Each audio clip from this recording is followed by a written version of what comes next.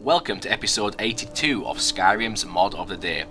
First up today is Dawnfang and Duskfang Reborn, and this requires Dawnguard.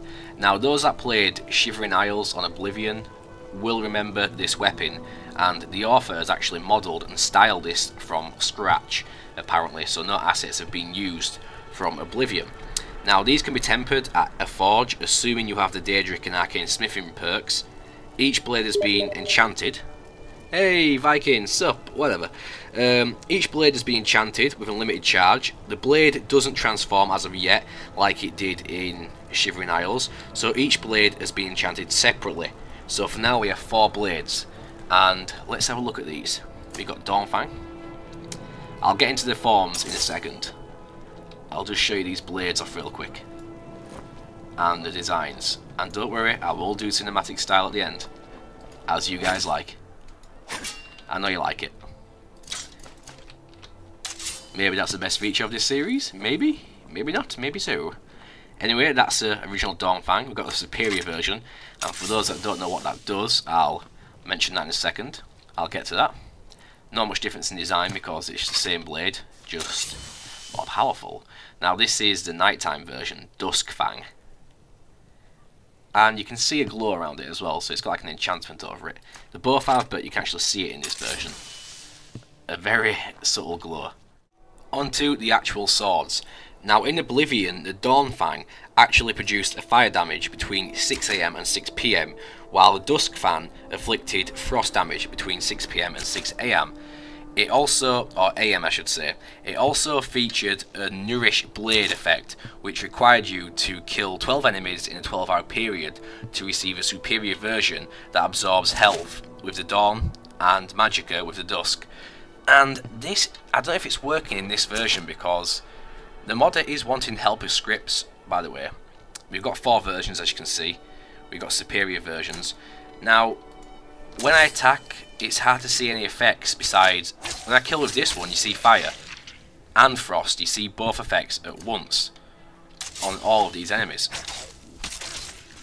And you keep seeing no soul gem large enough in the top corner, so I assume in this game it actually fills the soul gem. This one has that effect though, and that is the Duskfang, actual Duskfang, and you get this magical effect, which is cool. But the other ones don't seem to do anything other than normal. This one does some actually. Wait there, let me try this again. Let me spawn another draw run. It does something, but the same thing. But they don't actually help you with Magicka, because I've tried my Magicka low, and my Magicka does not regenerate. Now, after some testing, I've actually got to see that the Duskfang Supreme actually does restore Magicka off enemies. It does absorb Magicka. Now you can see my Magicka slowly going up, very slowly. Now when I attack, watch what happens to it. You can see the glow of my character and the Magicka is really speeding up. If I stop it, it goes back to normal speed. So yay, it works at restoring Magicka. Now let's see if it works at health. Now my character's health is extremely low, and I've got the Dawnfang Supreme out, and let's see if it actually restores health. Yep, look at that. The health is going straight through the roof. So all in all, both effects work perfectly.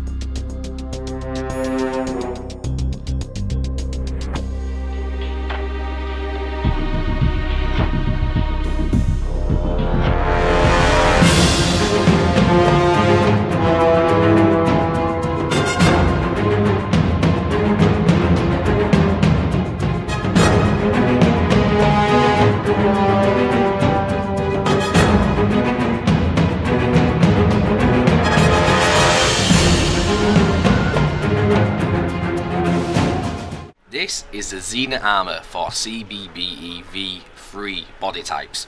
Now this may work with other body types, so you'll have to test it to find out. Anyway, this is only craftable at the Skyforge, and obviously it's Xena's outfit, and if I say so myself, it's quite well designed. I mean, it does match Xena's outfit perfectly. Up for sale too. I'll show you a picture right now. Look to the right, you'll be able to see a picture of the armor, and you have to admit that does look the same. It's almost identical, and it comes in two variations. We've got black and brown variations, so let's switch to the brown variation, and there we go, brown armor. And the breastplate we can actually take off. Where's it gone? Chest armor. So you don't have to wear the chest armor, but you can if you want, and either way it's awesome. I totally love it. It actually makes me want to play a female character again. The only thing we're really missing is the little rings Xena used to throw. I've totally forgotten what it's called. I've not watched it in many years. But other than that, it's awesome. I totally love this. I thought adventurers were supposed to. I mean, this armor is really good. I mean, look at the detail on the wrists. It's just so amazing. This is one I definitely recommend to download. And as always, I'll show you cinematic right now.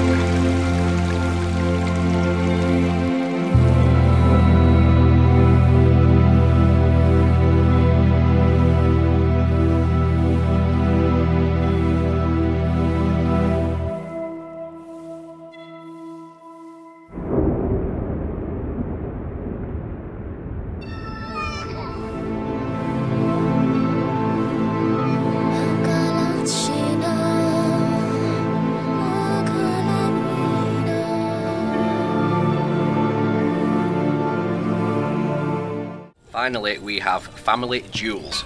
This mod allows you to break down unenchanted rings, necklaces and circlets for 1 gemstone at the forge under miscellaneous section, and it's quite useful if you've got all these necklaces and you want all these diamonds for anything else. For example, we've got amethyst here, and it requires a silver amethyst ring and 20.